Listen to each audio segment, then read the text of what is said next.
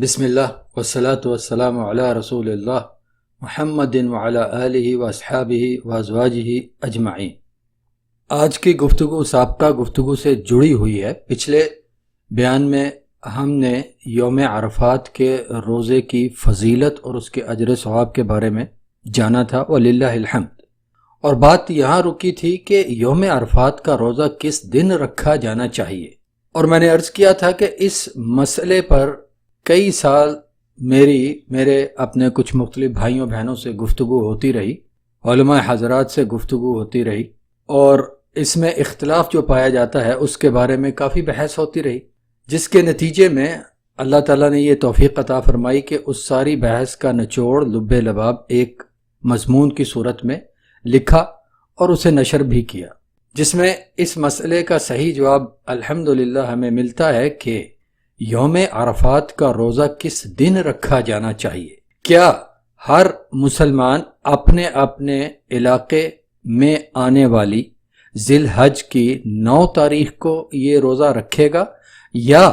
واقعتاً اس دن یہ روزہ رکھے گا جس دن کے حاجی صاحبان عرفات کے میدان میں قیام فرماتے ہیں، جمع ہوتے ہیں؟ اس بحث میں گفتگو بہت لمبی ہے، لیکن میں یہاں مختصر طور پر اس کو پیش کرنے کی کوشش کروں گا تاکہ آپ صاحبان اس کو توجہ کے ساتھ سنتے رہیں اور انشاءاللہ اچھے طریقے سے سمجھ سکیں۔ جو بھائی بہنیں سامعین کرام اس مسئلے کو زیادہ تفصیل کے ساتھ پڑھنا سمجھنا چاہیں تو ان سے گزارش ہے کہ وہ اس مضمون کا مطالعہ فرما لیں۔ اس میں انشاءاللہ تعالی بہت سی ایسی تفصیلات آپ کو مل جائیں گی جو میں یہاں پہ مختصر بات کرنے کی کوشش میں بیان نہیں کروں گا۔ یہ بات تو بہت ہی واضح ہے اور کسی انکار کی گنجائش نہیں کہ یوم عرفات وہ دن ہے جس دن سب حاجی صاحبان میدان عرفات میں جمع ہو کر اللہ سبحانہ و تعالیٰ کی عبادت کرتے ہیں۔ فی زمانہ ہمیں دنیا کے ہر خطے کی لحظہ بلحظہ خبر ہو جاتی ہے، لیکن اس کے باوجود ہم جغرافیائی اختلافات کی بنا پر، چاند کی تاریخوں میں اختلاف کی بنا پر مسلمانوں کی عیدیں اور فضیلت والے دن ایک ہی دن میں جمع نہیں ہو پاتے، لیکن یوم عرفات ایسا دن ہے جس کو کسی دوسری جگہ دوسری تاریخ میں نہیں مانا جا سکتا، کیونکہ دنیا میں ایک ہی مقام ایسا ہے جسے ہم مسلمان عرفات کے نام سے جانتے اور مانتے ہیں، اور صرف اسی مقام پر، اسی جگہ میں اور وہیں کی مقامی تاریخ کے مطابق ہی 9 ذی الحج کو سارے حاجی وہاں یعنی میدان عرفات میں جمع ہوتے ہیں، قیام کرتے ہیں، حج کا ایک منسک ادا کرتے ہیں، ایک ایسا منسک جس کو کہ نبی علیہ الصلوۃ والسلام نے عین حج قرار دیا ہے، اور اس کا ذکر سابقہ مجالس میں ہو چکا ہے۔ لہذا کسی منطق اور فلسفے میں گھسے بغیر صاف اور سیدھی بات یہی ہے کہ وہ دن جس دن حاجی صاحبان میدان عرفات میں قیام کرتے ہیں وہی دن ساری دنیا کے مسلمانوں کے لیے یوم عرفات ہے، اور یہی وہ دن ہے کہ جس دن کا روزہ رکھنے والا غیر حاجی مسلمان، اس غیر حاجی مسلمان کے لیے جو اس دن روزہ رکھتا ہے بہت بڑے اجر و ثواب کی خوشخبری عطا فرمائی گئی ہے۔ اس کا بیان سابقہ مجلس میں کیا جا چکا ہے۔ آگے چلنے سے پہلے ایک گزارش کرنا چاہتا ہوں، اور آپ سب بھائیوں بہنوں سے، سامعین کرام سے مزید گزارش اس پر یہ کرتا ہوں کہ میری اس بات کو بڑے ہی توجہ، تحمل اور تدبر کے ساتھ سنیے اور اس کو سمجھیے، اور وہ یہ ہے کہ منطقی اور فلسفیانہ محاکمہ آرائی، قیاسات اور خیالات وغیرہ پر مبنی جو مناقشات ہوتے ہیں، یعنی جو بحثیں ہوتی ہیں، ان کا سلسلہ عموماً لامتناہی ہوتا ہے، وہ ختم نہیں ہو پاتا، اور عموماً یہ بحثیں حق بات کو دھندلانے کا اور صاف سیدھی صاف بات کو الجھانے کا سبب ہوتی ہیں۔ لہذا خود ساختہ سوال و جواب، امکانیات اور قیاسات کہ یوں ہے تو یوں بھی ہو سکتا ہے، یوں ہوتا تو کیا ہوتا، یوں ہوا تو یوں بھی تو ہو سکتا ہے وغیرہ سے صرف نظر کرتے ہوئے میں صرف نصوص کی روشنی میں بات کروں گا انشاءاللہ۔ جیسا کہ میں نے پہلے کہا کہ اس مسئلے پر کئی سال تک میری مختلف بھائیوں بہنوں سے اور علماء حضرات سے گفتگو ہوتی رہی، اور جو کچھ دوسرے بھائیوں بہنوں نے، علماء حضرات نے کہا فرمایا، اس سب کو میں نے بڑی تسلی سے تحمل اور تدبر کے ساتھ بار بار پڑھا اور اس کی بار بار تحقیق کی، جان پھٹک کی، اور آخر میں جس بات تک پہنچا وہ ایک مضمون کی صورت میں تیار کر کے میں نے پیش کی۔ اور جو کچھ میں نے پیش کیا اور جو کچھ میں یہاں کہنے جا رہا ہوں وہ اس پیش کردہ مضمون میں سے کچھ ہے، جز ہیں۔ یہ سب کچھ کسی بھی شخص سے کسی شخصی ضد یا تعصب کی وجہ سے نہیں، اور نہ ہی اپنی کسی ذاتی رائے کو ہی درست دکھانے کے لیے ہے، بلکہ مقصد یہ ہے کہ اس مسئلے کو جس طرح میں نے سمجھا ہے وہ کچھ دوسروں کے سامنے پیش کر دیا جائے، اس کے بعد سامعین اور قارئین کا دل جس بات پر مطمئن ہو وہ اس کو اپنا لے۔ ہر کسی کو اس کے فعل کا بدلہ اللہ تبارک و تعالیٰ سے مل کر ہی رہنا ہے۔ بس ہم میں سے ہر کوئی اس بات پہ یقین رکھے کہ جو کچھ کہیں گے کریں گے اس کا بدلہ اللہ سبحانہ و تعالیٰ سے مل کر ہی رہنا ہے۔ اللہ عز و جل مجھے اور آپ سب کو اور میری بات سننے پڑھنے والے ہر ایک کو ہی ہر ناحق ضد، تعصب اور انا پرستی سے محفوظ رکھے۔ یہ جو مسئلہ ہے کہ یوم عرفات کا روزہ کس دن رکھا جائے، جس دن حاجی صاحبان میدان عرفات میں جمع ہوتے ہیں یا ہر شخص اپنے اپنے مقام پر آنے والی 9 ذی الحج کو، اس مسئلے کے بارے میں اس سوال کے جواب میں 2 رائے سامنے آتی ہیں۔ پہلی رائے جو کہ درست ہے اور وہ یہ ہے کہ کسی بھی جگہ پر مسلمان اسی دن یوم عرفات کا روزہ رکھیں گے جو دن حقیقی طور پر یوم عرفات ہوگا، یعنی جس دن حاجی صاحبان میدان عرفات میں جمع ہوں گے۔ میں اس پہلی رائے کو ہی درست سمجھتا ہوں، کیونکہ احادیث شریفہ میں جس دن کا روزہ رکھنے کی فضیلت اور جس دن دعا کی قبولیت ہونے کی خبر اور جس دن میں اللہ تبارک و تعالیٰ کے زمین کے قریب تشریف لانے کی خبر اور جس دن میں کسی بھی اور دن کی نسبت سب سے زیادہ بندوں کی بخشش کرنے کی خبر ملتی ہے، وہ سب کی سب احادیث یوم عرفات کا ذکر لیے ہوئے ہیں، نہ کہ 9 ذی الحج کی تاریخ والے دن کا۔ یہ سب کی سب فضیلتیں حجاج کرام یعنی حاجیوں کے عرفات کے میدان میں جمع ہونے کی نسبت سے ہیں، ان کے وہاں آنے کے سبب سے اللہ کی یہ رحمتیں اس دن میں عطا ہوتی ہیں، نہ کہ 9 ذی الحج کی تاریخ کی نسبت سے۔ لہٰذا ساری دنیا کے مسلمانوں کے لیے یوم عرفات اسی دن کو سمجھا جانا درست ہے جس دن حاجی صاحبان میدان عرفات میں جمع ہوتے ہیں، نہ کہ اپنی اپنی جگہوں پر دیکھے گئے چاند کے مطابق شروع کردہ ذی الحج کی 9 تاریخ۔ یہ جو دوسری بات ہے کہ اپنی اپنی جگہ پر جو چاند دیکھا جاتا ہے اس کی تاریخ کے مطابق جو 9 ذی الحج بنے اس دن روزہ رکھیں، یہ دوسری بات، دوسری رائے نادرست ہے۔ پہلی بات جو میں نے آپ کو ابھی سنائی اور جس پر میں شروع سے بات کرتا چلا آ رہا ہوں وہ یہ کہ جس دن حاجی صاحبان میدان عرفات میں جمع ہوتے ہیں، قیام فرماتے ہیں، اس دن کا ہی روزہ دنیا کے مسلمان سارے کے سارے اپنی اپنی جگہوں پر رکھیں گے، اس دن کے نسبت سے اسی دن کو روزہ رکھیں گے۔ اور یہ جو دوسری رائے ہے کہ ہر جگہ کے لوگ اپنی اپنی رؤیت حلال یعنی چاند کے دیکھنے کے مطابق اپنے ہاں آنے والی 9 ذی الحج کو ہی یوم عرفات کا روزہ رکھیں گے، اس رائے یا اس فتوے کی دلیل کے طور پر جو صاحبان یہ بات کرتے ہیں، یہ رائے رکھتے ہیں، یہ فتویٰ دیتے ہیں، وہ اپنے اس بات کے دلائل کے طور پر رؤیت حلال یعنی چاند دیکھنے کے مسئلے کو لیے آتے ہیں اور اختلاف مطالعہ یعنی چاند دیکھنے میں مختلف جگہوں میں ہونے والے اختلاف کے مسئلے کو لیے چلے آتے ہیں، اور ام المومنین ام سلمہ رضی اللہ عنہا اور ام المومنین حفصہ رضی اللہ تعالی عنہا کی روایات کا ذکر کرتے ہیں، جن روایات میں یہ بیان کیا گیا ہے کہ رسول اللہ صلی اللہ علیہ وعلی آلہ وسلم ذی الحج کے پہلے 9 دنوں کے روزے رکھا کرتے تھے۔ اس کے جواب میں مختصر سی بات یہ ہے کہ مجھے رؤیت حلال یعنی چاند دیکھنے کے مسئلے میں اس بات سے مکمل اتفاق ہے کہ ہمارے قمری نظام تاریخ کے مطابق کسی نئے مہینے کا آغاز کرنے کے لیے کسی آلے کی مدد لیے بغیر، کسی اکوپمنٹ کو یوز کیے بغیر صحیح صحت مند بصارت والے 2 مسلمانوں کا چاند کو دیکھنا لازمی ہے، اور ان کی گواہی پر دیگر مسلمان اپنے نئے مہینے کا آغاز کر لیں گے۔ اور اگر کسی وجہ سے چاند نہ دکھائی دے تو پھر رواں مہینے کے 30 دن پورے کیے جائیں گے۔ اس کے بعد رویت حلال یعنی چاند دیکھنے میں سے کے مسئلے میں سے اگلا مرحلہ اختلاف مطالعہ ہے، یعنی چاند دیکھنے میں مختلف جگہوں میں ہونے والا اختلاف۔ اس کے بارے میں میری گزارش یہ ہے کہ قدیم زمانے سے ہی ہمارے علماء کرام رحمہم اللہ ان کے ہاں اختلاف مطالعہ کے معتبر ہونے یا نہ ہونے میں اختلاف چلا آ رہا ہے۔ میں یہاں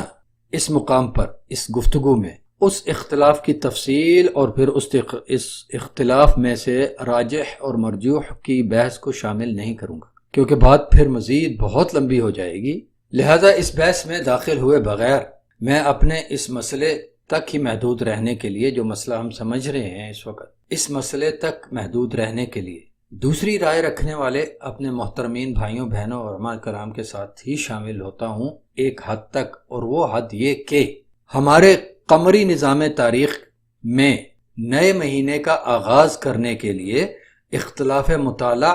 معتبر ہے۔ لہذا ہر جگہ کے مسلمان اپنی اپنی جگہ سے ہی چاند دیکھنے کے مطابق اپنا اپنا نیا مہینہ شروع کریں گے، اور اسی تاریخ کے مطابق اپنی عبادات کے دن اور رات مقرر کریں گے جو تاریخ ان کی رویت حلال ان کے چاند دیکھنے کے مطابق ہوگی۔ تو اس کے بعد اختلاف صرف اور صرف انہی چند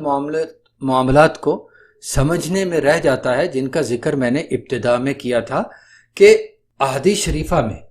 جس دن کا روزہ رکھنے کی فضیلت، جس دن دعا قبول ہونے کی خبر، جس دن میں اللہ تعالیٰ کے زمین کے قریب تشریف لانے کی خبر، اور جس دن میں کسی بھی اور دن سے زیادہ بندوں کی بخشش ہونے کی خبر ملتی ہے، وہ سب کی سب احادیث شریفہ یوم عرفات کا ذکر لیے ہوئے ہیں، نہ کہ 9 ذی الحج کی تاریخ والے دن کا۔ یہاں تک معاملہ بالکل واضح ہے، یا یوں کہہ لیجئے کہ کم از کم میرے لیے تو بالکل واضح ہے کہ یوم عرفات کا روزہ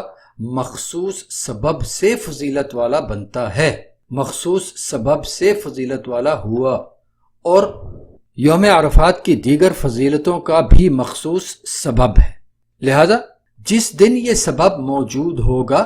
وہی دن یوم عرفات ہوگا، اور جس دن یہ سبب غائب ہوگا، مفقود ہوگا، وہ دن مکہ المکرمہ میں رویت حلال کے خلاف،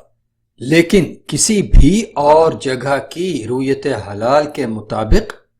اس جگہ کے لیے تاریخ کے اعتبار سے 9 ذی الحج تو ہو سکتا ہے، یوم عرفات نہیں ہو سکتا۔ لہذا دنیا بھر میں جہاں کہیں بھی جس کسی بھی مسلمان کو حقیقی یوم عرفات یعنی وہ دن جس دن حاجی صاحبان میدان عرفات میں قیام کرتے ہیں اس دن کی خبر میسر ہو جاتی ہے، تو وہ اسی دن کے مطابق یوم عرفات کا روزہ رکھے۔ انشاءاللہ یہ ہی درست بات ہے۔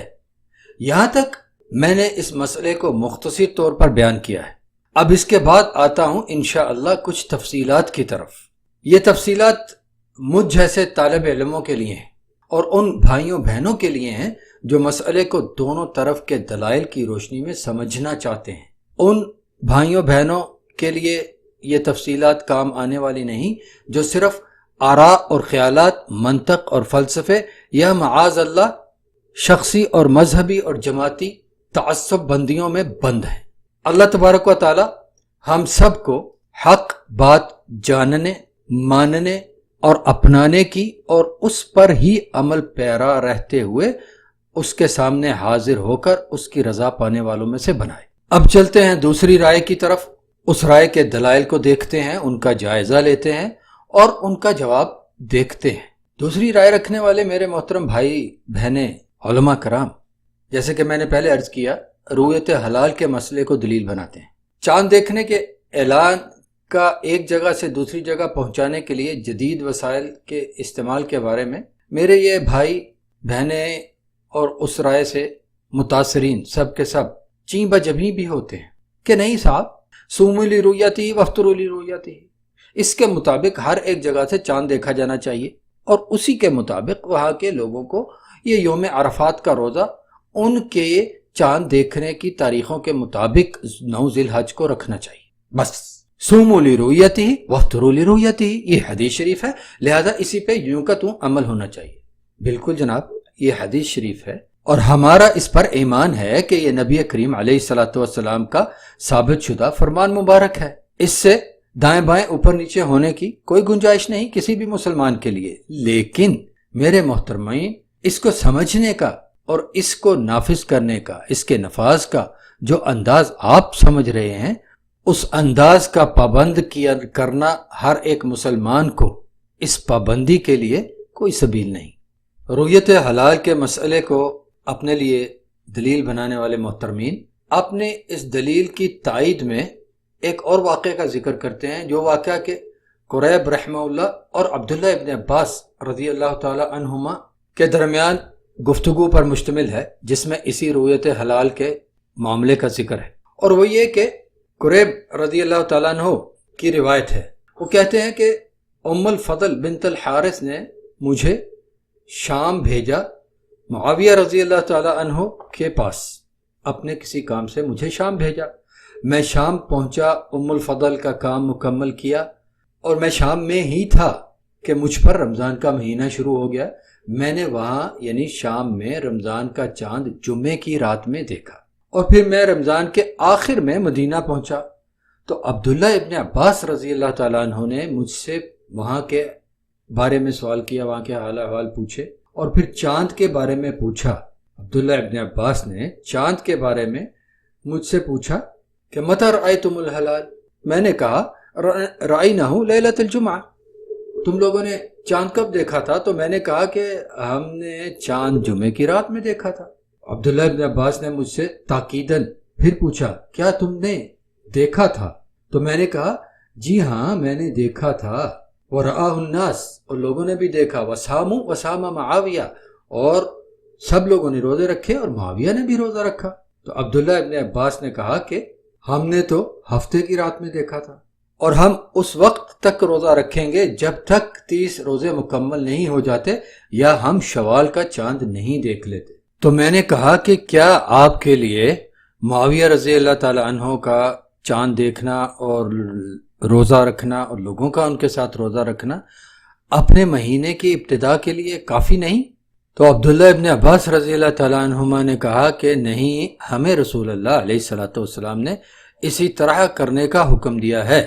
यानी या तो अपना महीना 30 का पूरा करेंगे या फिर शवाल का चांद अगर 29 को नजर आ गया तो अब ईद कर लेंगे। यह वाक़या सही मुस्लिम में किताब सियाम के बाब नंबर 5 में मिलता है। इस वाक़या को जिन मुहद्दिसीन कराम ने अपनी कुतुब में जिक्र किया है, नकल किया है, उन्होंने मुख्तलिफ अबवाब में इस वाक़े को नकल किया है और इस वाक़े को अपनी दलील की दलील बनाने वाले मोहतरमीन भाई उन अबवाब के अनावीन को भी दलील बनाते हैं। अब इंशाअल्लाह हम इन दोनों रिवायात को दीगर सही रिवायात की रोशनी में समझते हैं, लेकिन उससे पहले बहुत अच्छी तरह से समझने की बात यह है कि यौम अरफात के रोज़े पर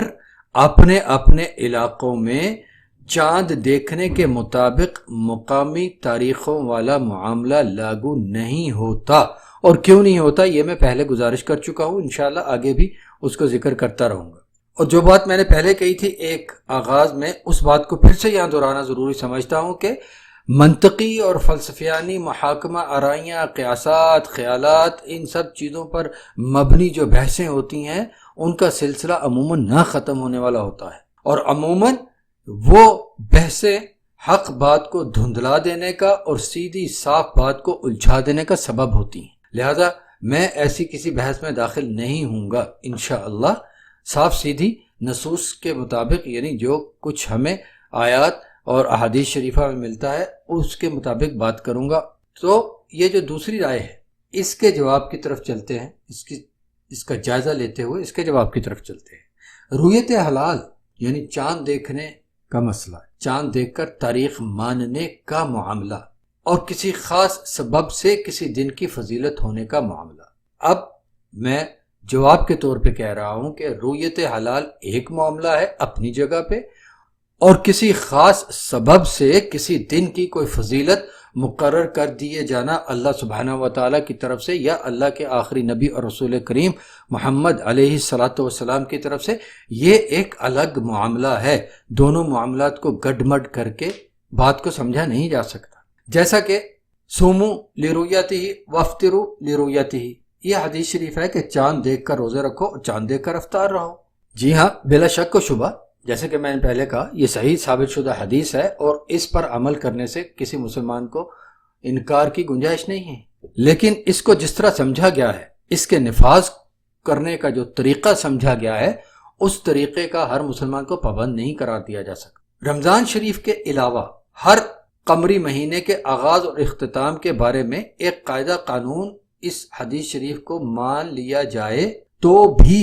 اس حدیث شریف میں اس بات کی تاکید کی گئی ہے کہ چاند دیکھے بغیر نئے مہینے کا آغاز نہیں کیا جائے گا۔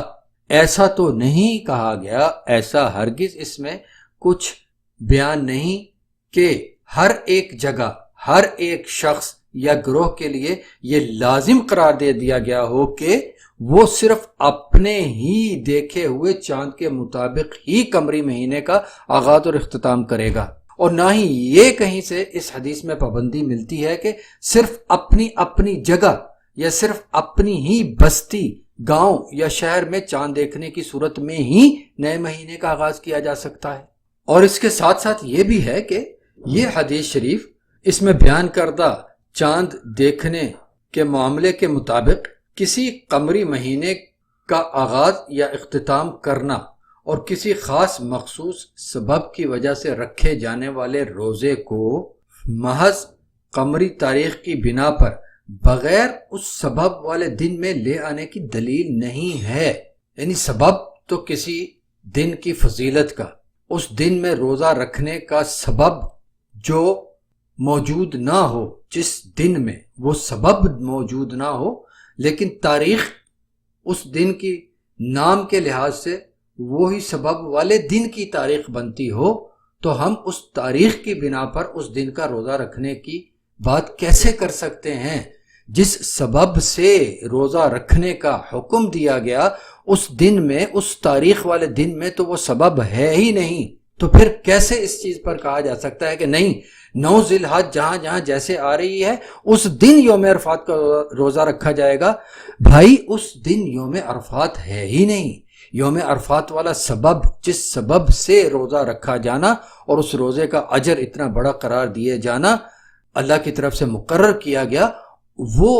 9 ذی الحج کا دن کسی اور مقام پر اس سبب کے بغیر آ رہا ہے۔ 9 ذی الحج کی تاریخ کسی اور مقام پر اس سبب کے بغیر آ رہی ہے، تو اسے آپ کس طرح اس دن کے برابر قرار دے کر اس دن کا روزہ رکھوانے کا کہتے ہیں؟ تو سراسر ایک فلسفہ جھاڑنے کی بات ہے۔ جب سبب ہی مفقود ہوا تو معاملہ ہی الٹا ہو گیا۔ دیکھیے، یوم عرفات کا روزہ رکھنے کی فضیلت جو یوم عرفات میں ادا کیے جانے والے حج کے ایک منسک کی نسبت سے ہے، ایک مخصوص مقام پر ادا کی جانے والی ایک مخصوص عبادت کے سبب سے ہے، نہ کہ صرف 9 ذی الحج کی تاریخ ہونے کی وجہ سے، کہ جہاں کہیں بھی 9 ذی الحج کی تاریخ ہوگی وہاں پہ یوم عرفات والی فضیلت اس دن پہنچ جائے گی۔ وہ ساری کی ساری فضیلت 9 ذی الحج کی تاریخ ہونے کی وجہ سے نہیں، یوم عرفات میں حاجیوں کے قیام کرنے کی وجہ سے ہے۔ تو جس دن میں وہ وجہ ہی موجود نہیں، اس دن کو ہم یوم عرفات کیسے مانیں، اور اس دن کو یوم عرفات والا روزہ رکھنے کا کیسے کہا جائے؟ لہذا یوم عرفات کا روزہ اپنی اپنی جگہوں میں دیکھے جانے والے چاند کے مطابق 9 ذی الحج کو رکھے جانے کا معاملہ ہے ہی نہیں، بلکہ بڑی وضاحت سے اس دن روزہ رکھنے کی فضیلت ہے جس دن حاجی صاحبان عرفات میں قیام کرتے ہیں، اور اسی دن کو یوم عرفات کہا جاتا ہے، اور حاجیوں کے اسی قیام کی وجہ سے اس قیام والے دن کو فضیلت عطا ہوئی، اور اسی قیام کی وجہ سے وہ قیام والا دن اللہ پاک کی طرف سے خصوصی بخشش عطا کیے جانے والا ہوا۔ جی ہاں، یہ یوم عرفات مکہ مکرمہ اور اس کی مطابت میں، اس کے مطابق تاریخ اختیار کرنے والوں کے لیے تو 9 ذی الحج ہوتا ہے،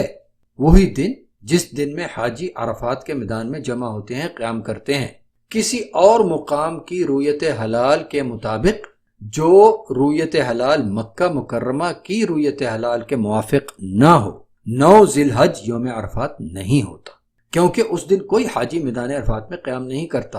اور اس قیام کے سبب سے اللہ کی طرف سے عطا کردہ فضیلتیں، اجر و ثواب کچھ بھی نہیں ہوتا اس دن۔ لہذا میرے محترم سامعین کرام، توجہ، تحمل اور تدبر کیجئے میری ان باتوں پر، اور اس پر بھی کہ جو یوم عرفات کا روزہ رکھنے کی احادیث مبارکہ، اجر و ثواب والی، خبر دینے والی احادیث مبارکہ ہیں، اس میں یوم عرفات کا ذکر کیا گیا، 9 ذی الحج کا نہیں۔ کہ کسی طرح اگر 9 ذی الحج کا ذکر ہوتا تو ہم کھینچ تان کے اس کو کہہ دیتے کہ جی ہر جگہ کے 9 ذی الحج کے بارے میں یہ احادیث لاگو ہوتی ہیں۔ ان احادیث مبارکہ میں دونوں میں یوم عرفات کا ہی ذکر ہے، 9 ذی الحج کا نہیں۔ فقہاء کرام اور شارحین حدیث رحمہم اللہ، ان سب کے کلام میں بھی تقریباً سارا ہی کلام، ساری ہی بات ان کی یوم عرفات کے نام اور نسبت سے ملتی ہے۔ یوم عرفات کا روزہ رکھنے کے اجر و ثواب والی جو 2 احادیث آپ کو پچھلے بیان میں سنائی گئی تھی، ان احادیث مبارکہ کے علاوہ دیگر بھی صحیح احادیث مبارکہ ہیں جو یوم عرفات کی ہی فضیلت ذکر کرتی ہیں۔ ان میں بھی اس دن کو عرفات کی نسبت سے ذکر کیا گیا ہے، نہ کہ 9 ذی الحج کی نسبت سے، اور عرفات میں حاجیوں کے اجتماع اور قیام کو ہی ان کی مغفرت کا سبب بتایا گیا ہے، نہ کہ 9 ذی الحج کی تاریخ ہونے کو۔ اور حاجیوں کے قیام کے بدلے میں غیر حاجی کے روزہ رکھنے کی صورت میں 2 سال کے گناہ معاف ہونے کا جو ذکر ہے، وہ بھی یوم عرفات کے قیام کے سبب اور نسبت سے ہے، نہ کہ 9 ذی الحج کی تاریخ کی نسبت سے یا 9 ذی الحج کا دن ہونے کی نسبت سے۔ یہ حدیث شریف سنتے چلیے، آپ کے لیے انشاءاللہ مزید وضاحت ہو جائے گی۔ نبی علیہ الصلوۃ والسلام نے ارشاد فرمایا ہے کہ ما من یوم اکثر من ان یعتق اللہ فیہ عبدا من النار من یوم عرفہ وَإِنَّهُ لَيَدْنُو ثُمَّ يُبَاهِي بِهِمُ الْمَلَائِكَةَ فَيَقُولُ مَا أَرَادَ هَؤُلَاءِ۔ اللہ عرفات والے دن کسی بھی اور دن کی نسبت سب سے زیادہ بندوں کو جہنم سے نجات دیتا ہے، اور اس دن اللہ قریب تشریف لاتا ہے۔ ثُمَّ يُبَاهِي بِهِمُ الْمَلَائِكَةَ، اور پھر عرفات میں موجود حاجیوں کے بارے میں فرشتوں کے سامنے فخر کا اظہار فرماتا ہے فخر کا اظہار، اور اس اظہار کے ساتھ اللہ تبارک و تعالیٰ یہ ارشاد فرماتا ہے ما اراد ہؤلاء، یہ لوگ کیا چاہتے ہیں۔ صحیح مسلم کتاب الحج کے باب نمبر 79 میں یہ حدیث ہے۔ اللہ تبارک و تعالیٰ سب جانتا ہے کہ یہ لوگ کیا چاہتے ہیں، فخر کے طور پہ اپنے فرشتوں کے سامنے فرماتا ہے کہ یہ لوگ کیا چاہتے ہیں۔ دیگر احادیث میں اس کی دیگر کچھ تفاصیل بھی ملتی ہیں، اور ایک اور روایت میں نبی علیہ السلام نے یہ بھی ہمیں بتایا کہ ان اللہ یباہی بأہل عرفات ملائکۃ اہل السماء فیقول، اللہ عرفات والوں کے بارے میں، یعنی عرفات میں جو حاجی جمع ہوتے ہیں، عرفات والوں کے بارے میں آسمان والے فرشتوں کے سامنے فخر کا اظہار فرماتا ہے، اور کہتا ہے، ارشاد فرماتا ہے کہ انظروا الی عبادی ہؤلاء، دیکھو میرے ان بندوں کی طرف، جاؤنی شعثا غبرا، یہ اس حال میں میری طرف آئے کہ ان کے بال اور چہرے مٹی سے بھر چکے۔ یہ حدیث تعلیقات الحسان علی صحیح ابن حبان کتاب الحج باب نمبر 11 میں آپ کو مل سکتی۔ تو یہ واضح نصوص ہیں، ان واضح نصوص کے صاف سیدھے صریح مفہوم کے مطابق یہی درست ہے، اور اس میں کسی شک کی گنجائش نہیں کہ فضیلت اسی دن کی ہے جس دن حاجی اپنے اللہ کی رحمت، برکت اور مغفرت کے طالب ہو کر عرفات میں جمع ہوتے ہیں، تاریخ کے اعتبار سے 9 ذی الحج کی نہیں۔ اب یہ دن مکہ مکرمہ کے علاوہ کسی اور جگہ، کسی اور مقام پر دیکھے جانے والے چاند رویت حلال کے مطابق 8 ذی الحج بنے یا 10 ذی الحج ہوگا، یہی یوم عرفات، وہ دن جس دن حاجی صاحبان میدان عرفات میں قیام کرتے ہیں۔ حج کے تمام مناسک مکہ مکرمہ کی رویت حلال کے مطابق ادا کیے جاتے ہیں، قیام عرفات بھی ان مناسک میں سے ایک منسک ہے۔ کچھ لوگوں کا یہ کہنا ہے کہ اگر حج مکہ کے علاوہ کسی اور شہر یا ملک میں ہوتا تو پھر بھی تو یوم عرفات وہاں کی رویت حلال کے مطابق 9 ذی الحج کے مطابق ہوتا۔ کیسی عجیب سی منطق۔ جی ہاں جناب، ایسا ہی ہوتا، لیکن پھر بھی بات وہیں کی وہیں رہتی کہ باقی تمام جگہوں پر موجود مسلمان اسی قیام کی نسبت سے اسی قیام والے دن روزہ رکھتے جس دن قیام عرفات ہوتا،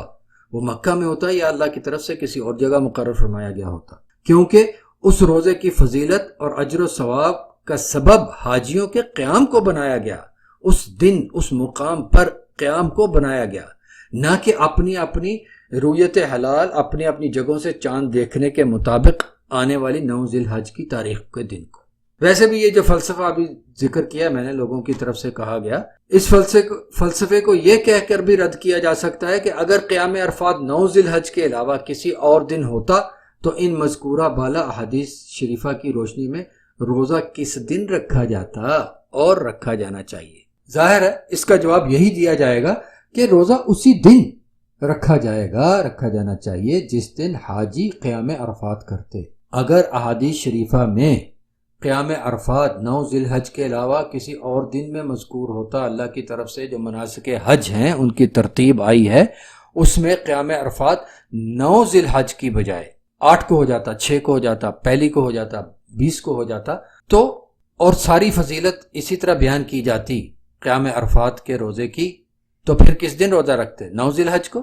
یا قیام عرفات والے دن حقیقی طور پر جب حاجی قیام کرتے ہیں؟ جی ہاں، ہر عقل مند صحیح عقل والا شخص یہی کہے گا کہ جی اسی دن رکھا جائے گا جس دن کہ وہ سبب موجود ہوگا، جس سبب سے اس دن روزہ رکھنے والے کو 2 سال کے گناہ معاف ہونے کی خوشخبری عطا ہو۔ سبب ہوگا تو سبب کا نتیجہ ہوگا، تاریخ کی نسبت سے نہیں، سبب کے وجود کی نسبت سے، اس سبب کے سبب سے۔ اپنی اپنی جگہوں پر سے رویت حلال کے مطابق، یعنی اپنی اپنی جگہوں پر سے چاند دیکھ کر جو تاریخ آتی ہے 9 ذی الحج کی، اس 9 ذی الحج کو یوم عرفات سمجھ کر یوم عرفات کا روزہ رکھنا، چاہے وہ 9 ذی الحج واقعتاً یوم عرفات حقیقی یوم عرفات سے موافقت رکھے یا نہ رکھے، بس اس دن روزہ رکھ لو جو تاریخ تمہارے ہاں 9 ذی الحج آئی ہے۔ یہ بات کرنے والے صاحبان جو ہیں وہ ایک اور روایت کو بھی اپنے اس بات کی دلیل بناتے ہیں، ایک حدیث شریف جس کا سہارا وہ لیتے ہیں اور اپنی بات پر اصرار کرتے ہیں، لیکن افسوس کہ وہ سہارا بہت کمزور ہے، اور اس روایت کو دلیل بنانا بعید از حقیقت ہے۔ وہ روایت کیا ہے؟ وہ حدیث کون سی ہے؟ وہ ام سلمہ رضی اللہ تعالی عنہا سے روایت کردہ ایک حدیث ہے، اور جس کا اشارتاً میں نے پہلے ذکر کیا تھا، اور وہ حدیث یہ ہے کہ کان رسول اللہ صلی اللہ علیہ وسلم یصوم 9 ذی الحجۃ ویوم عاشوراء و3 ایام من کل شہر۔ رسول اللہ صلی اللہ علیہ وسلم ذی الحج میں سے 9 دن روزے رکھتے تھے، اور یوم عاشوراء یعنی 10 محرم کا روزہ رکھتے تھے، اور ہر مہینے میں سے 3 دن کے روزے رکھتے تھے۔ یہ حدیث شریف سنن الترمذی کتاب الصوم باب نمبر 62 میں ہے۔ امام البانی رحمہ اللہ نے اسے صحیح قرار دیا ہے، اور اس حدیث شریف کی کچھ دیگر روایات بھی ہیں جو اسی سند سے منقول ہیں جس سند سے کہ یہ صحیح حدیث منقول ہے۔ دوسری روایت میں ام سلمہ رضی اللہ تعالیٰ عنہ کا یہ کہنا ہے کہ ان رسول اللہ صلی اللہ علیہ وسلم کان یصوم 9 من ذی الحجۃ ویوم عاشوراء و3 ایام من کل شہر اول 2 من الشہر وخمیسین۔ رسول اللہ علیہ السلام ذی الحج میں سے 9 دن روزے رکھتے تھے، اور یوم عاشوراء یعنی 10 محرم کا روزہ رکھتے تھے، اور ہر مہینے میں سے 3 دن روزے رکھتے تھے۔ اور وہ 3 دن کون سے تھے؟ ہر مہینے کا پہلا سوموار، پیر کا دن، اور 2 جمعرات کے دن۔ یہ بھی سنن ترمذی میں کتاب الصیام باب نمبر 83، اور امام البانی رحمہ اللہ نے اسے بھی صحیح قرار دیا ہے۔ میرے محترم سامعین، بھائیو بہنوں، اب توجہ مزید فرمائیے میری گفتگو، میری بات کی طرف۔ یہ 2 احادیث شریفہ جو میں نے آپ کو سنائی ہیں، ان دونوں روایات میں بالترتیب حدیث شریف کے ترجمے میں 9 ذی الحجہ اور 9 من ذی الحجہ کا ترجمہ میں نے ذی الحج میں سے 9 دن روزہ کیا ہے۔ یہ ترجمہ میں نے ان 2 جملوں کا کیا۔ پہلا جملہ کیا ہے جو پہلی روایت میں ہے؟ 9 ذی الحجہ۔ جو دوسرا فقرہ یا جملہ کیا ہے؟ 9 من ذی الحجہ۔ دونوں کا ترجمہ میں نے کیا ذی الحج میں سے 9 دن روزہ۔ 9 ذی الحج کا روزہ نہیں ہے اس کا ترجمہ، جو کہ میرے وہ محترمین بھائی دلیل بناتے ہیں ان روایات کو، وہ ان دونوں حدیث شریف کے ان دونوں حصوں کو، ان دونوں ٹکڑوں کو، ان دونوں جملوں کو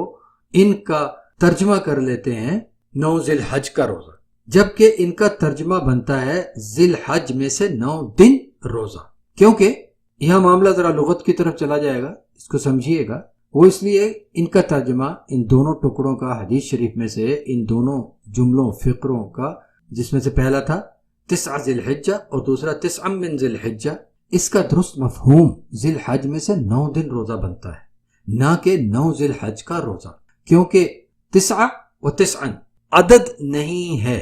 گنتی والا عدد نہیں ہے، واحد ثلاث اربع خمسہ ستہ سبع ثمانیہ تسع عشرہ، یہ اس میں سے عدد نہیں ہے، 1 2 3 4 5 نہیں، 1 2 3 4 5 نہیں، بلکہ جز ہے، ایک جز ہے، ایک حصہ ہے، اٹس اے پارٹ۔ اگر عدد کا ذکر ہوتا تو تاسعہ کہا جاتا، 9 نہیں۔ اگر عدد کا ذکر ہوتا، نمبر گنتی کا ذکر ہوتا تو تاسعہ کہا جاتا، 9 نہیں۔ اور یہ مفہوم میں اپنی کسی ذاتی رائے کی وجہ سے نہیں لے رہا ہوں، اور نہ ہی کسی منطق اور فلسفے میں گھس کے لے رہا ہوں، بلکہ اس کی تائید بھی اسی سنن ترمذی میں اسی ابھی ذکر کردہ حدیث شریف کے بعد انہی ام المومنین ام سلمہ رضی اللہ تعالی عنہا و ارضاہا کی دوسری روایت میں سے ملتا ہے، اور وہ روایت کیا ہے کہ کان النبی صلی اللہ علیہ وسلم یصوم العشر وثلاثة ایام من کل شہر الاثنین والخمیس۔ نبی صلی اللہ علیہ وعلی آلہ وسلم 10 دن روزے رکھتے تھے، یعنی ذی الحج کے پہلے 10 دن روزے رکھتے،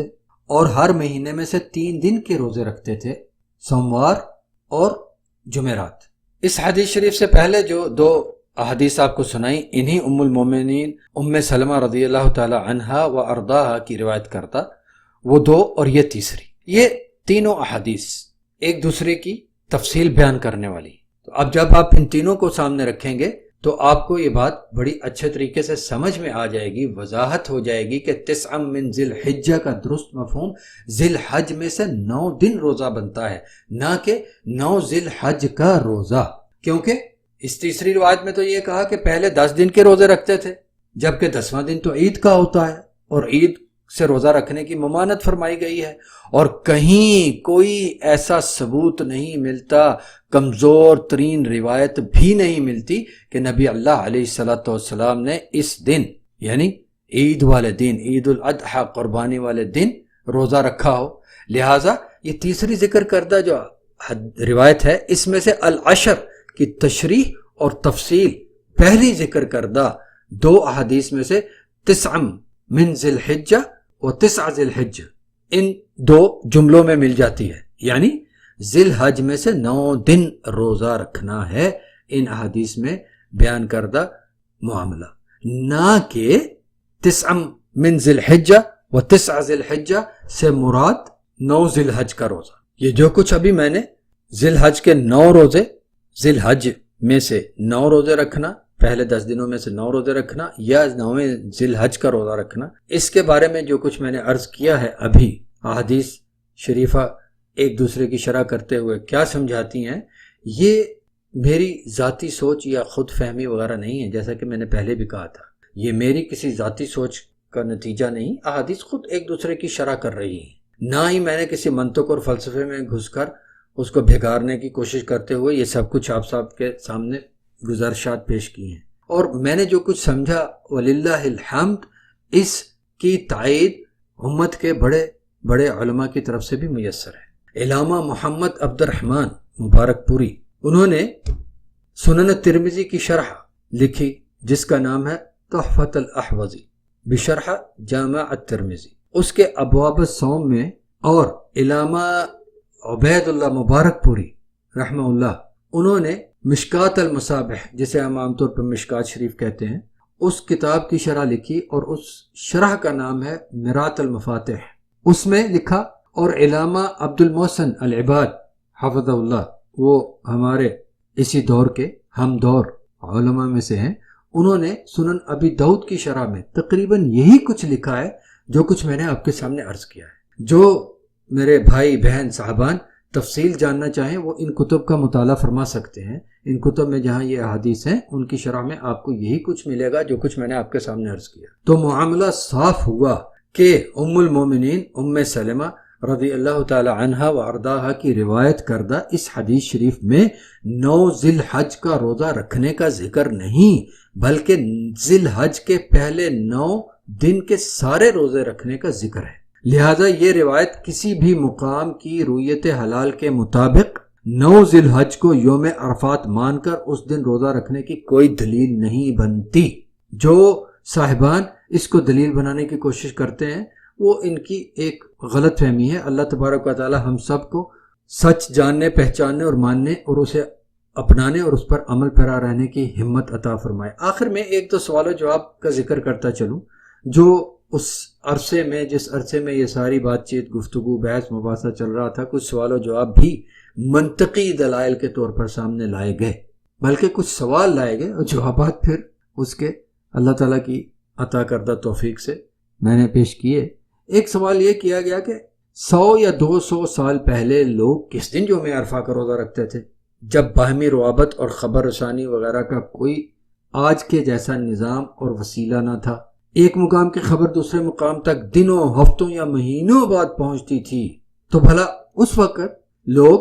یوم عرفات کا روزہ کیسے رکھتے تھے؟ تو اس کے جواب میں نے عرض کیا کہ لا یکلف اللہ نفسا الا وسعها، اللہ کسی جان کو اس کی طاقت، اس کی استطاعت سے زیادہ کا پابند نہیں کرتا۔ لہذا معاملہ بہت سادہ اور واضح ہے کہ جن کی استطاعت میں یوم عرفات کی خبر پانا نہ تھا، انہوں نے اپنی رویت حلال کے مطابق ہی 9 ذی الحج کو یوم عرفات مان کر روزہ رکھا، انشاءاللہ قبول ہوگا۔ انہوں نے اپنی استطاعت کے مطابق عمل کیا، انشاءاللہ قبول ہوگا۔ لیکن اب جب کہ بے خبری کی علت رفع ہو چکی، بے خبری کا بہانہ عذر رفع ہو چکا، جا چکا، ساری دنیا کے مسلمان یوم عرفات کو 9 دن پہلے ہی جان جاتے ہیں کہ جی فلاں دن یوم عرفات ہوگا، تو پھر عذر کیسا؟ پھر یہ منطق، یہ فلسفہ یہاں لانے کی تک ہی کیا بنتی ہے کہ جی 100 سال پہلے کیا ہوتا تھا، 200 سال پہلے کیا ہوتا تھا؟ اب آپ کو 9 دن پہلے پتہ چل جاتا ہے کہ فلاں دن یوم عرفات ہے، تو آپ اس کے مطابق روزہ رکھیے، نہ کہ یہ سوچیے کہ 100 سال پہلے کیا ہوتا تھا۔ ایک سوال یہ کیا گیا کہ جن ممالک کا سعودی عرب سے وقت میں زیادہ فرق نہیں، وہ تو یوم عرفات کا روزہ یوم عرفات کے مطابق رکھ سکتے ہیں، مگر جہاں وقت میں کافی فرق ہے، جیسے امریکہ یا دوسرے مغربی ممالک، یورپین ممالک، تو پھر وہاں کے رہنے والے لوگ تو اس روزے سے محروم رہ جائیں گے، کیونکہ جب عرفات کا دن ہوگا تو وہاں رات، اور جب وہاں دن ہوگا تو مکہ میں رات۔ اس طرح تو ان لوگوں کے لیے حقیقی یوم عرفات کے مطابق روزہ رکھنا تقریباً ممکن ہی نہیں رہا، اور یوم عرفات کے مطابق روزہ تو پھر صرف ان ممالک کے لیے مفید ہوگا، ان ممالک کے لوگوں کو فائدہ مند ہوگا جہاں کم از کم دن کے اوقات میں زیادہ فرق نہیں، جیسے پاکستان، ہندوستان اور یہ ادھر کا علاقہ۔ وہاں تاریخ میں بے شک فرق ہو، لیکن دن کے حساب سے تو فرق نہیں ہوگا، کیونکہ وقت میں 2 گھنٹے، 2.5 گھنٹے، 3 گھنٹے، 4 گھنٹے کا فرق ہے، تو دن ایک ہی رہیں گے۔ اس کے جواب میں عرض یہ ہے کہ دنیا کے جن ممالک میں دن اور رات کا فرق آ جاتا ہے، ان کے لیے مناسب ترین معاملہ یہ ہے کہ وہ قیام عرفات والے دن کے بعد ان کے ہاں آنے والے دن روزہ رکھ لیں، خواہ وہ دن ان کے ہاں ان کی رویت حلال کے مطابق 8 ذی الحج ہو یا 7 ذی الحج ہو۔ 10 ذی الحج کو تو ان کی عید ہوگی، اس دن عید والے دن روزہ رکھنا ممنوع ہے، اس کے بارے میں بات ہو چکی ہے۔ اگر معاملہ 9 ذی الحج پر منحصر ہوتا تو احادیث شریفہ میں 9 ذی الحج کا ذکر فرمایا جاتا، نہ کہ یوم عرفات کا۔ رویت حلال اور مطالعہ حلال کا فرق رسول اللہ علیہ الصلوۃ والسلام کے علم میں بھی تو تھا، اور اللہ عز و جل جو کہ حلال و قمر کا خالق ہے، جس نے اس کا مدار مقرر فرما رکھا ہے، وہ بھی تو جانتا تھا کہ مختلف مقامات سے چاند دیکھے جانے کا فرق رہے گا، قیامت تک رہے گا، اور تاریخیں مختلف ہو جائیں گی۔ تاریخیں ہی کیا، دن اور رات کا فرق بھی رہے گا، اسی نے بنایا ہے، اسی کا چلایا ہوا یہ نظام ہے۔ لہذا تاریخ کے مطابق فضیلت عطا فرماتا اللہ تعالیٰ، اسی کا اعلان کرواتا اللہ تعالیٰ، لیکن اللہ رب العزت نے ایسا نہیں کیا۔ 9 ذی الحج کی تاریخ کو سبب فضیلت نہیں بنایا، بلکہ اپنے حج کرنے والے بندوں کے عرفات میں، میدان عرفات میں جمع ہونے کو سبب فضیلت بنایا۔ اب یہ اس کی مشیت ہے، اس نے حاجیوں کے عرفات میں جمع ہونے کا دن مکہ المکرمہ کی قمری تاریخوں کے مطابق 9 ذی الحج کروایا۔ اگر وہ اسے 8، 10، 15 کوئی بھی اور دن مقرر فرماتا تو وہی دن یوم عرفات۔ جب اللہ عز و جل نے اپنے آخری نبی اور رسول کریم محمد صلی اللہ علیہ وعلی آلہ وسلم کی زبان مبارک سے حاجیوں کے قیام عرفات کے مقابل غیر حاجیوں کے لیے اسی قیام والے دن روزے کے اجر و ثواب کا اعلان کروایا تھا، تو بلا شک و شبہ اللہ پاک کے علم میں تھا کہ میرے مسلمان بندوں میں کئی ایک ایسے ہوں گے جو اس قیام والے دن رات میں ہوں گے، ان کے ہاں رات ہوگی جس دن قیام عرفات ہو رہا ہوگا، اور یہ ایک ایسا معاملہ ہے جس میں تبدیلی اللہ تبارک و تعالیٰ کے علاوہ کسی کے اختیار میں نہیں۔ اور جو میں نے ابھی آپ کو پڑھ کے سنایا، اللہ تبارک و تعالیٰ کا فرمان، لا یکلف اللہ نفسا الا وسعها، اللہ کسی جان کو اس کی استطاعت، اس کی طاقت سے زیادہ کا پابند نہیں کرتا، اور لا یکلف اللہ نفسا الا ما آتاها، اللہ کسی جان کو اس سے زیادہ کا پابند نہیں کرتا جتنا اللہ نے اسے دیا ہے۔ یہ معاملہ تو فرائض اور واجبات کا ہے، نفلی عبادات میں تو کوئی پابندی ہے ہی نہیں، لہذا یہ اللہ پاک کی مشیت پر منحصر ہے۔ وہ اپنے ایسے بندوں کا قیام عرفات کے بعد ان بندوں کے ہاں آنے والے دن کا روزہ قیام عرفات والے دن کے روزے پر کے طور پر قبول فرما لے، کیونکہ اللہ پاک کے ہی بنائے ہوئے نظام کے مطابق وہ دن تو ان کے ہاں رات ہوتا ہے۔ رہا معاملہ اس سوچ کا کہ دن اور رات کے اس فرق کی بنا پر اپنی اپنی رویت حلال کے مطابق 9 ذی الحج کو یوم عرفات مان لیا جائے تو یہ حقیقت کے منافی ہے، کیونکہ یوم عرفات صرف وہی ہوتا ہے جس دن حاجی میدان عرفات میں قیام کرتے ہیں، اور وہ قیام غیر حاجیوں کے اس دن روزہ رکھنے کے اس اجر و ثواب کا سبب ہے جس کا ذکر حدیث شریفہ میں آیا ہے۔ جب وہ سبب نہیں ہوگا تو وہ دن بھی وہ دن نہیں مانا جا سکتا۔ ایک سوال یہ بھی کیا گیا کہ اگر کہیں کی رویت حلال کے مطابق 10 ذی الحج کو مکہ میں یوم عرفات ہو تو 10 ذی الحج والے دن مسلمانوں کو یوم عرفات کے روزے کے بارے میں کیا کرنا چاہیے؟ قطع نظر اس کے کہ اس بحث میں داخل ہوا جائے کہ ایسا ہونا ممکن ہے کیا کہ مکہ مکرمہ میں چاند نظر آنے سے پہلے دنیا کے کسی اور مقام پر چاند نظر آ جائے اور وہاں مہینے کا آغاز پہلے سے ہو جائے۔ چلیے مانے لیتے ہیں جس دن یہاں یوم عرفات ہوگا مکہ مکرمہ میں، وہاں پہ دنیا کے کسی اور حصے میں اگر اس دن 10 ذی الحج ہے، وہاں کے مسلمانوں کے لیے عید ہے، تو وہ کیسے پھر یوم عرفات کا روزہ رکھیں گے؟ اگر وہ ہماری بات پر چل رہے ہیں کہ حقیقی یوم عرفات کا روزہ رکھنا ہے تو اسی دن رکھا جائے گا جس دن کے حاجی میدان عرفات میں جمع ہوں گے، اور اس دن دنیا کے کسی اور حصے کے مسلمانوں کے ہاں 10 ذی الحج ہو گئی، ان کی عید ہو گئی، تو وہ کیا کریں؟ یہ سوال ہے۔ تو اس کا جواب فقہ کے قواعد اور اصول میں مقرر ایک قانون ہے، وہ یہ کہ اذا تعارض الحاضر المبیح فلیؤخذ الحاضر ویترک المبیح، یعنی اگر ممانت کا حکم اور جواز کا حکم ایک دوسرے سے ٹکراتے ہوں تو ممانت والے حکم پر عمل کیا جائے گا اور جواز والے حکم کو ترک کر دیا جائے گا۔ اس قاعدے، اس قانون، اس اصول کی دلیل نبی علیہ الصلوۃ والسلام کا ایک فرمان مبارک ہے، وہ کیا کہ اذا امرتکم بامر فاتوا منہ ما استطعتم، اذا امرتکم بامر فاتوا منہ ما استطعتم، جب میں تمہیں کوئی کام کرنے کا حکم دوں تو اپنی طاقت اور قدرت اور استطاعت کے مطابق اس پر عمل کرو، اور جب میں تمہیں کسی کام کرنے سے منع کروں تو اس سے باز آ جاؤ۔ وَإِذَا نَهَيْتُكُمْ عَنْ أَمْرٍ فَانْتَهُوا، وَإِذَا نَهَيْتُكُمْ عَنْ أَمْرٍ فَانْتَهُوا، جب میں تمہیں کسی کام کرنے سے منع کروں تو اسے کرنے سے باز آ جاؤ۔ ذرا توجہ سے دیکھیے، سمجھیے کہ جب کسی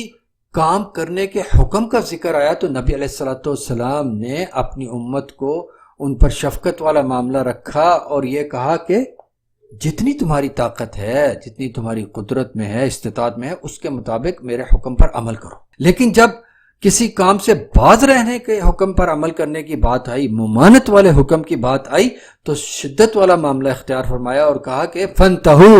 باز آ جاؤ۔ یہاں قدرت استطاعت والا کوئی معاملہ نہیں، باز آنا ہی آنا ہے۔ باز آ جاؤ اس کام سے جس کام سے میں نے تمہیں منع کیا۔ بہانے بازیاں، ہیلے بہانے کرنے کی ضرورت نہیں، باز ہی آنا ہے۔ ابی ہریرہ رضی اللہ تعالیٰ عنہ سے یہ روایت ہے، صحیح بخاری اور صحیح مسلم میں۔ تو اس حدیث شریف سے جواب بالکل واضح ہو گیا کہ عید والے دن کا روزہ رکھنا تو ممنوع ہے، منع ہے روزہ رکھنا عید والے دن، اور یوم عرفات کا روزہ رکھنا ایک نفلی عمل ہے جس کا بہت اجر و ثواب، 2 سال کے گناہ معاف ہونے کا ثواب ہے، لیکن وہ نفلی روزہ ہے، اس کو چھوڑا جائے گا اور نبی علیہ الصلوۃ والسلام کی اطاعت اختیار کرتے ہوئے چھوڑا جائے گا۔ دیکھیے معاملہ بالکل واضح ہے کہ عید والے دن کا روزہ رکھنے سے منع کیا گیا ہے۔ اب اگر اس کے مقابل کہیں کوئی ایسا دن آ رہا ہے، کسی جگہ کے مسلمانوں کے لیے عید ہے اور کسی دوسری جگہ پر کسی فضیلت والے روزے والا دن ہے، تو اس دن اس فضیلت والے روزے کو ترک کیا جائے گا اور عید کا دن کا روزہ رکھنے کے ممانت والے حکم پر عمل کیا جائے گا، نبی علیہ الصلوۃ والسلام کے حکم کے مطابق۔ وَإِذَا نُهِيتُكُمْ عَنْ أَمْرٍ فَانْتَهُوا، اور جب میں تمہیں کسی کام سے روکوں، باز کروں، تو باز آ جاؤ، باز آنا ہی ہے۔ اور یوں ایک اور بھی معاملہ ہے، جب ہم کوئی نفلی نیکی والا کام، کوئی نیکی والا کام اللہ تعالیٰ کی رضا کے لیے ترک کرتے ہیں، اس کو ترک کرنے میں ہمیں اللہ تعالیٰ کی رضا کا کوئی اور سبب نظر آتا ہے، تو انشاءاللہ اللہ تبارک و تعالیٰ ہمیں اس ترک کیے ہوئے چھوڑے گئے کام کے اجر سے زیادہ اجر و ثواب دے گا۔ تو جب اگر کوئی ایسا معاملہ ہو جاتا ہے، یہ عید والے دن کے روزے کا معاملہ آ جائے اگر کہیں پہ، یہ ویسے ایک ہے صرف قیاسی اور فرضی سی بات، لیکن اگر ایسا ہو جائے، یا اس کو ہم دوسرے طرح سے سمجھ لیں، 10 محرم کا روزہ لے لیجئے، اگر 10 محرم کا روزہ ہفتے کے دن پہ آ جائے تو کیا کریں گے؟ 10 محرم کے روزے کا بھی 1 سال کے گناہوں کی بخشش کا اجر ہے، تو کیا کریں گے؟ ہم اس دن وہ روزہ نہیں رکھیں گے، کیونکہ وہ روزہ ایک نفلی عبادت ہے، اجر و ثواب اس کا بڑا عظیم، لیکن وہ ایک نفلی عبادت ہے، اور نبی علیہ الصلوۃ والسلام نے ہفتے والے دن کوئی بھی نفلی روزہ رکھنے سے سختی کے ساتھ منع کیا ہے۔ لہٰذا ہم وہ نفلی روزہ، وہ اجر و ثواب والا عمل، وہ نیکیوں بھرا عمل اللہ کے نبی علیہ الصلوۃ والسلام کی اطاعت اختیار کرتے ہوئے ترک کریں گے، تو ہمیں اللہ پاک اس سے زیادہ اجر عطا فرمائے گا۔ جب ہم اللہ کی رضا پانے کی نیت سے اللہ کے نبی علیہ الصلوۃ والسلام کے حکم پر عمل کرتے ہوئے کسی نیکی والے کام کو ترک کریں گے، اللہ تبارک و تعالی ہمیں اس نیکی سے زیادہ اجر دے گا۔ یہ نبی علیہ الصلوۃ والسلام کی زبان مبارک سے اللہ تبارک و تعالی نے ہمیں خبر دی، فرمایا انک لن تدعا شیئا للہ عز وجل الا بدلک اللہ بہ ما هو خیر لک منہ۔ تم جب بھی کوئی چیز اللہ عز و جل کی خاطر چھوڑو گے تو وہ یقیناً تمہیں اس کے بدلے میں، یعنی چھوڑے جانے والی چیز کے بدلے میں وہ کچھ عطا فرمائے گا جو تمہارے لیے اس چھوڑے جانے والی چیز سے زیادہ خیر والا ہوگا۔ یہ حدیث شریف مسند احمد میں ہے۔ مسند احمد میں سے احادیث رجال من اصحاب النبی صلی اللہ علیہ وسلم میں سے حدیث نمبر 13 ہے۔ میرے پاس جو ایڈیشن ہے، اصدار ہے، اس کے مطابق مختلف اصدارات میں، مختلف ایڈیشنز میں نمبروں کا کچھ اوپر نیچے فرق ہو جاتا ہے۔ شیخ شعیب الارناؤت رحمہ اللہ نے اس